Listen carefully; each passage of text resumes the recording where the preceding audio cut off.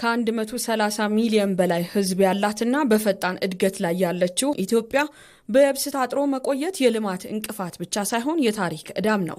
በአክሱም ዘመን አዱሊስን የመሳሰሉ ታላላቅ ወደቦች የነበሯት ሀገር ዛሬ አብዛኛው ንግዷን በአንድ የጎረቤት ሀገር ወደብ ላይ ብቻ ጥገኛ ማድረጓ ለከፍተኛ የወደብ ኪራይ ክፍያና ለስትራቴጂካዊ ተጋላጭነት ዳርጓታል።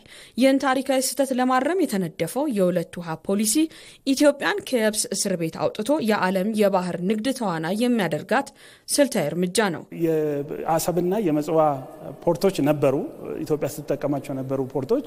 ኤርትራ ስትገነጠል እነዛ ፖርቶች ከኤርትራ ጋር ሄዷል።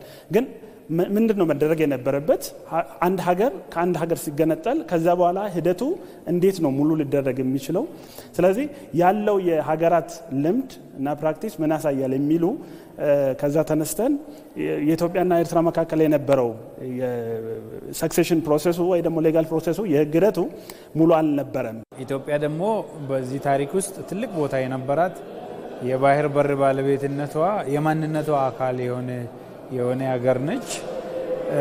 ከዚህ አንጻር በ1993 በፈረንጆች አቆጣጠር ኤሪትሪያ ነፃ ሀገር ሆና ስትገነጠል ኢትዮጵያ የባህር በር ፍትሃዊ ባልሆነ መንገድ፣ ግልጽ ባልሆነ መንገድ ያለ ህዝቡ ውይይት የተዘጋባት ሀገር ነች ማለት ነው እና ለዚህ አስፈላጊ የሆኑ የህግ ማዕቀፋትን በተለይ ደግሞ ዓለም አቀፍ የህግ ማዕቀፎችን የባህር በር የሌላቸው ሀገራት ያላቸውን መብቶች ላይ ውይይት በማድረግ የጋራ ግንዛቤ መፍጠር ይሄን ነገር የብሔራዊ ጥቅም ጉዳይ አድርጎ በአገር ደረጃ የመቅረጽ ስራ ነው። ይህ የባህር በር ጥሪ የኢትዮጵያ ትንሣኤ ቀዳሚ ምዕራፍና ለነገው ትውልድ የምናስተላልፈው የታሪክ አደራ ነው።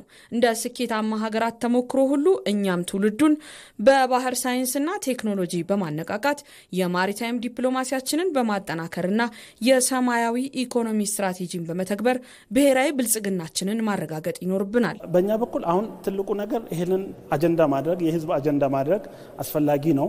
ሁለተኛ ነገር ደግሞ እንግዲህ የሆነ የህግ ጥያቄ ወይ ደግሞ የመፍትሄ ጥያቄ ስታነሳ ናሬቲቮችን መፍጠር አስፈላጊ ነው እና እነዛን ደግሞ ናሬቲቮች የምትፈጥረው አንደኛ ጥናት ላይ የተደገፈ ፋክት ላይ የተመሰረተ መሆን አለባቸው እና በእኛ በኩል እነዚህን ጥናቶች ህዝብ ጋር እንዲደርስ ይሄ ጉዳይ የህዝብ አጀንዳ እንዲሆን ኢትዮጵያም ደግሞ የነበራት መብት እንዴት እንዳጣችና እንዴት መልሳ መብቷን ልታገኝ እንደምትችል በህዝብ በኩልስ ይሄን ነገር እንዴት ነው ህዝቡ ሊኖረው የሚችለው አዌርነስ የሚለውን በእኛ በኩል የጥናቱን ውጤቶች ህዝብ ጋር እንዲደርስ እናደርጋለን። የተለያየ የመንግስት አካላት ጋር እንዲደርስ እናደርጋለን።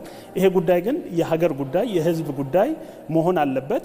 የዚህ አካል ጉዳይ ነው የዚህ አካል ጉዳይ አይደለም የምንለው ጉዳይ አይደለም እና የሀገሪቷ የናሽናል ኢሹ ወይ ደግሞ የሀገራዊ ጉዳይ ስለሆነ ይሄ ጉዳይ ህዝብ ጋር እንዲደርስ የተለያየ መንግስት አካላት የተለያየ በህዝብ መካከል ደግሞ ኢንፍሉዌንስ ሊያደርጉ የሚችሉ ሰዎች መካከል እንዲደርስ የምናደርግበት ሂደት ይኖራል ማለት ነው። የምናነሳውን ታሪካዊ እይታ የምናነሳውን የማንነት የባህር በር የማንነት አካል መሆኑን ግንዛቤ መፍጠር አንዱ ትልቁ ስራ ነው ማለት ነው በዚህ ረገድና ከዛ በኋላ ማሳመንና ይሄንን ነገር እንዲደግፉ ማድረግ ነው።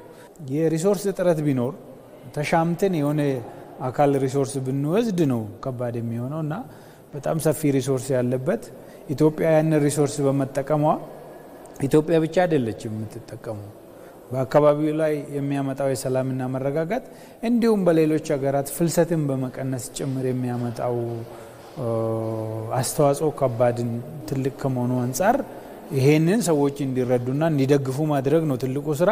በጣም ብዙ ስራ ተሰርቷል። በጣም ረጅም መንገድ ሄደናል። ዞሮ ዞሮ ይሄንን ቻፕተር መዝጋትና ኢትዮጵያ በሰላማዊ መንገድ በድርድር በሰጥቶ መቀበል ህግ ከሌሎች ሀገራት ይሄ ኮስት ላይ ካሉ ሀገራት ጋር ኮስት ካንትሪ ከሚባሉት ሀገራት ጋር ይሄንን ሀብት ተጋርታ የምትጠቀምበት ሁኔታ በዘላቂነት ማለት ነው እና የምትጠቀምበት መንገድ መፍጠር ነው እንጂ ግንዛቤ መፍጠሩ ላይ ረጅም መንገድ የተከደበት ሁኔታ ማለት ነው። የባህር በር ፍለጋው የኢትዮጵያ የታሪክ የኢኮኖሚና የህልውና ጥያቄ ነው። ይህ ጥረት የቀጠናውን ኢኮኖሚያዊ ትስስር የሚያጠናክር እንጂ ማንንም የሚጎዳ አይደለም።